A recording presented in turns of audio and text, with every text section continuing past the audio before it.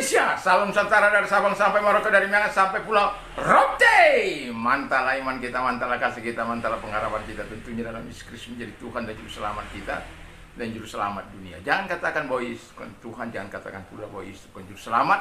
Dia adalah Tuhan, dia adalah Juru Selamat. Kalau engkau percaya, engkau akan diselamatkan. Engkau tidak percaya, engkau akan dihukum. Yohanes 3 ayat 36.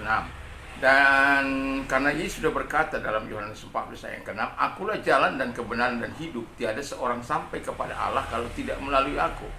Dan Petrus mengatakan dalam Kisah Rasul 4 ayat 12, dan keselamatan tidak ada dalam siapapun juga selain dalam Dia, Yesus Kristus, karena di bawah kolong langit ini tidak ada nama lain yang diberikan kepada manusia yang olehnya kita diselamatkan. Mantap. Dan juga Alkitab mengatakan bahwa dalam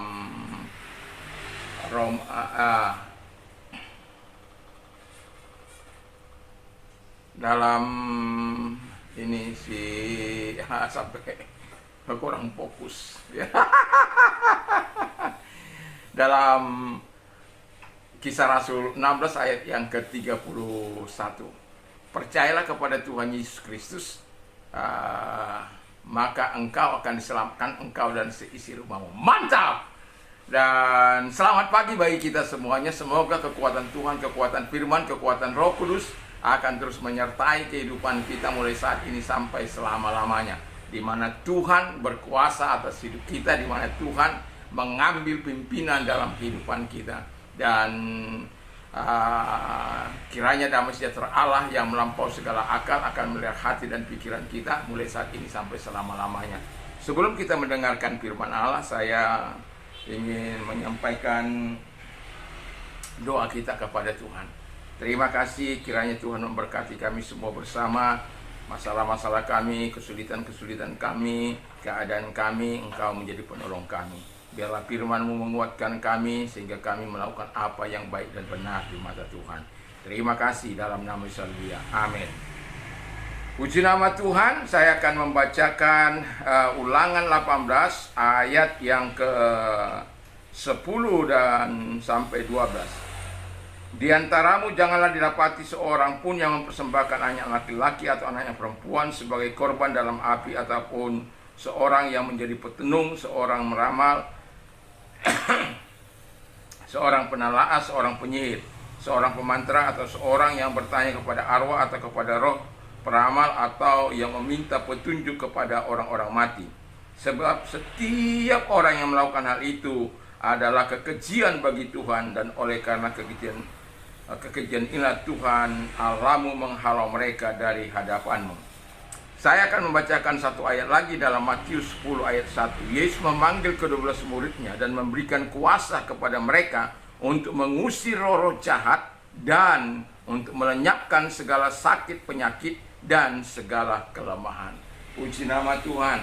Kita sudah berbicara beberapa waktu yang lalu bagaimana Tuhan harus berada dalam kehidupan kita sebagai orang yang percaya. Dan saya sudah mengatakan bagaimana praktek-praktek okultisme di dalam kehidupan orang-orang yang percaya. Dan kemudian kita sebagai orang yang percaya kepada Tuhan harus hidup di dalam apa yang dikehendaki oleh Tuhan. Nah, saya bercerita kemarin sore bagaimana hidup kita tidak terlibat dalam perbuatan kuasa setan, dalam meramal, dalam pemujaan setan secara terang-terangan atau spiritualisme. Nah, saat ini dari bacaan yang saya ajukan, dari pembacaan yang kita baca tadi, saya mengajukan pertanyaan, apakah akibatnya bagi seseorang kalau terlibat dalam praktek okultisme? Jadi okultisme adalah tema kita.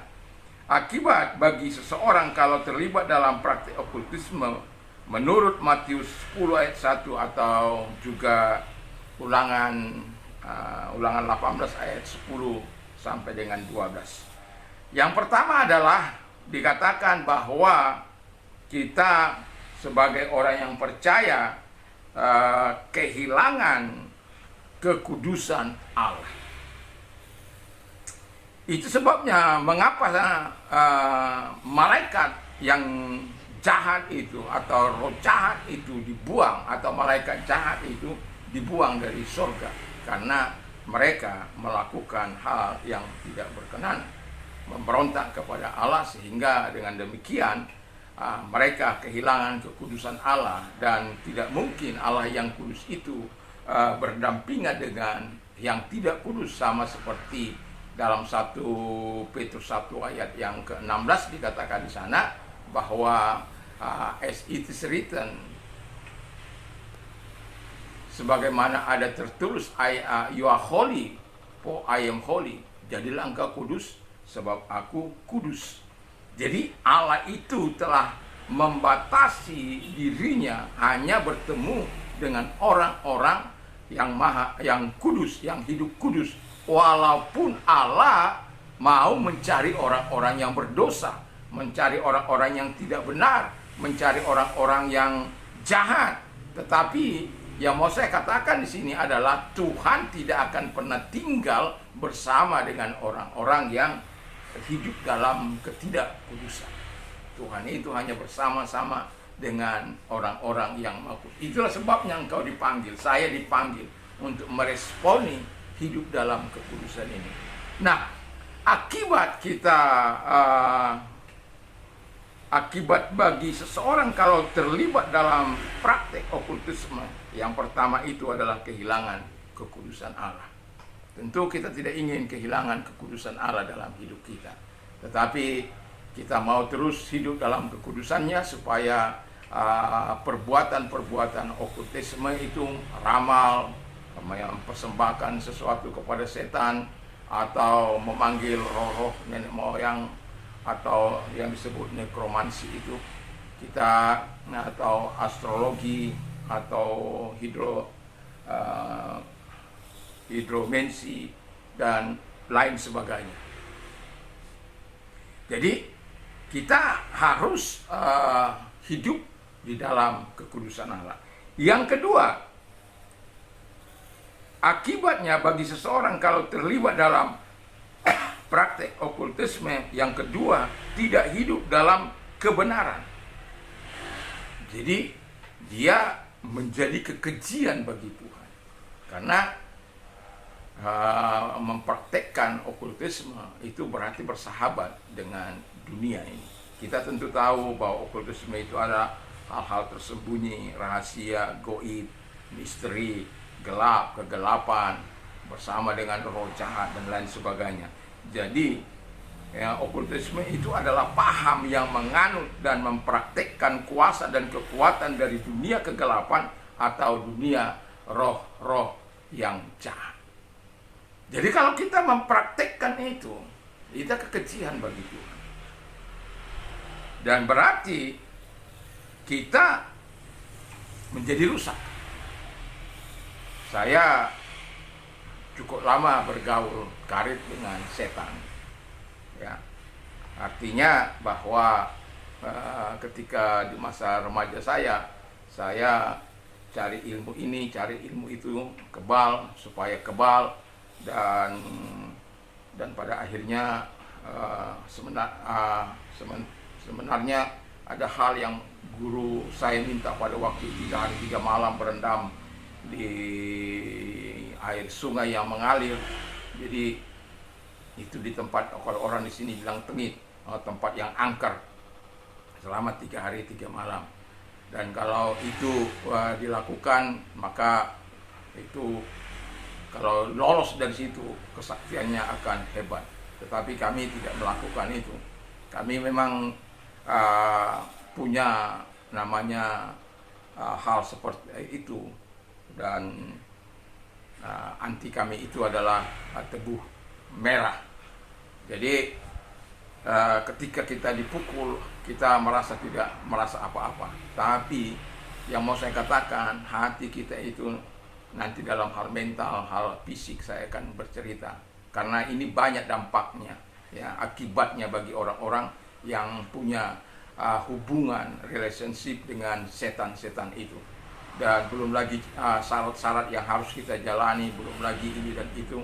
Dan yang paling enak itu adalah mengikut Yesus, mengiring Yesus, dan itu sangat luar biasa. Diberikan kebahagiaan, diberikan sukacita yang begitu luar biasa, diberikan Roh Kudusnya. Saya sudah bercerita bagaimana 9 buah roh diberikan kepada kita: kasih, sukacita, damai sejahtera, kemurahan, panjang sabar, kemurahan, kebaikan, dan juga dia berikan kepada kita kesetiaan, juga lemah lembut atau kerendahan hati, dan juga itu ingrati atau pengendalian diri. Dan semua itu adalah untuk menjaga kualitas hidup kita yang berkenan di hadapan Tuhan. 3 yang pertama itu adalah menjaga kualitas hati kita. 3 yang kedua itu menjaga hubungan relationship kita dengan sesama kita. Dan ketiga, menjaga disiplin hidup kita di hadapan Tuhan. Saya sudah berbicara itu kemarin. Dan itulah sebabnya saya mau katakan kepada kita bahwa ketika kita berhubungan dengan roh-roh jahat atau okultisme, maka kita akan mengalami yang namanya tidak hidup dalam atau apa istilahnya, perilaku menjadi rusak. Jadi sukanya melakukan yang jahat, sukanya melakukan kekerasan dan lain sebagainya. Apalagi kita melakukan kekerasan, wah itu sangat luar biasa itu. Saya mengingat bagaimana rasanya ingin terus mau berkelahi, muka-muka yang muka-muka bandit, muka seram ya. Itu karena perilaku. Dan yang mau saya bilang di sini, ada yang melakukan praktek itu, dia sampai membunuh ibunya karena dia besok yang akan, atau nanti sore mungkin saya akan bercerita bagaimana mental itu rusak, moral itu rusak, fisik itu rusak. Dan itulah sebabnya kita dilarang untuk melakukan praktek-praktek okultisme ini atau praktek-praktek berhubungan dengan roh jahat atau setan iblis. Nah, kemudian yang ketiga adalah tidak hidup dalam kebenaran. Mau bagaimana hidup dalam kebenaran? Kata firman Allah, kekejian bagi Tuhan. Makanya kepada murid-muridnya, kepada kita orang-orang percaya, diberinya kuasa untuk membebaskan orang-orang yang terikat.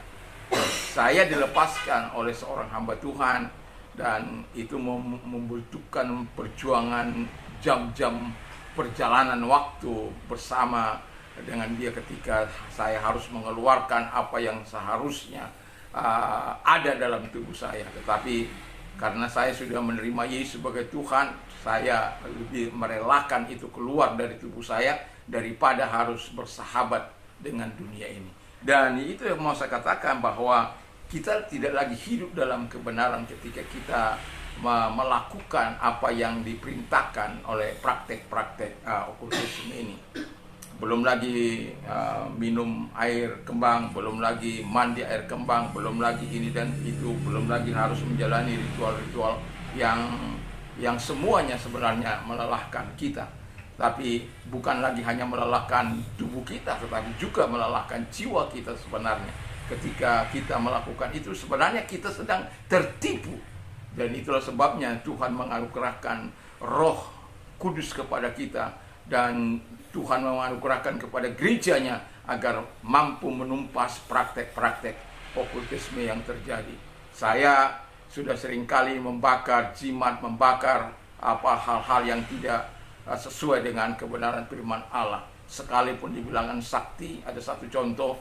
Dan saya ketika ini dia sudah melakukan ritualnya, dan kemudian itu datang lagi, cincin itu datang lagi kepada beliau karena ya, tidak ampuh. Tetapi ketika saya mengetahui itu, lalu saya mengambil inisiatif, saya dan membakarnya. Kemudian orang itu berteriak dan lain sebagainya, dan kemudian dia bebas, dan kemudian tidak lagi, cincin itu tidak lagi kembali kepada dia. Saya membuangnya, dan setelah saya bakar, saya membuangnya di sebuah tempat. Yang mau saya katakan kepada kita adalah, mari kita yang sempat terlibat, datanglah kepada hamba-hamba Tuhan Jangan biarkan dirimu untuk terlibat terus, karena rugi engkau. Engkau akan mengalami yang namanya kehilangan kekudusan Allah, perilakumu menjadi rusak dan tidak hidup dalam kebenaran. Dan kalau engkau terus bertahan di situ, Tuhan akan merusak kehidupanmu. Karena Tuhan katakan itu kekejian bagiku. Mengapa orang-orang di sana atau pada waktu firman ini disampaikan, orang-orang Yebusi, orang Kanaan, orang Filistin terhalau dari tanahnya karena kekejian yang mereka lakukan, sehingga dia memilih Israel untuk menjadi umatnya. Itu sebabnya dia dikatakan menjadi umat pilihan Allah, karena Abraham pada waktu itu taat dengan setaat-taatnya, dan kemudian dia melahirkan generasi yang dinamakan Ishak, Yakub, dan kemudian Yusuf sampai kepada zaman sekarang tetap menjadi umat pilihan Tuhan.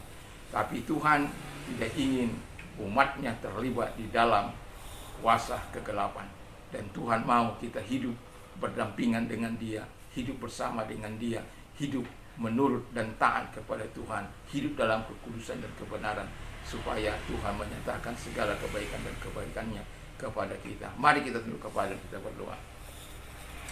Terima kasih Bapa di surga, kami sudah mendengarkan firman Allah. Dampak ketika kami melakukan hal yang tidak menyenangkan, kami sudah mengetahui apa itu pekerjaan si setan. Dan sekarang ini ketika kami melakukan itu, kami akan memiliki dampak akibat yang merusak hidup kami. Kami tidak lagi hidup dalam kekudusan-Mu, kami tidak lagi hidup dalam kebenaran-Mu, dan perilaku kami menjadi rusak. Dan itulah sebabnya kami tidak mau, Tuhan, kami tidak mau tidak hidup benar, tapi hidup dalam berkenan kepada-Mu. Terima kasih mereka-mereka yang terikat, kiranya Tuhan bebaskan mereka, Tuhan tolong mereka. Terima kasih. Dan kalau engkau sedang sakit apapun, sakit penyakitmu, datang kepada Tuhan. Dalam nama Yesus, segala sakit penyakit yang mereka derita keluar, dan oleh biluris engkau sembuh. Dan bagi mereka-mereka yang berbeban berat, apapun bebanmu itu serahkan sama Tuhan. Sebab Tuhan mengatakan, marilah kepadaku hai kamu yang letih lesu dan beban berat, aku akan memberikan kelegaan bagimu. Dalam nama Tuhan Yesus, kiranya Tuhan memberikan beban yang baik itu kepada mereka di dalam nama Tuhan Yesus Kristus, dan bebaskan mereka, dan Tuhan menolong mereka sehingga beban yang berat yang mereka pikul, Engkau ambil Tuhan, Engkau lakukan mujizat pertolongan kepada mereka. Terima kasih, kami bersyukur dalam nama Yesus. Haleluya. Amin. Selamat pagi, selamat beraktivitas tentunya bersama dengan Tuhan. Kalau Anda ingin berdonasi, ada nomor-nomor di bawah ini. Kiranya Tuhan Yesus memberkati. Mantap, mantap, mantap.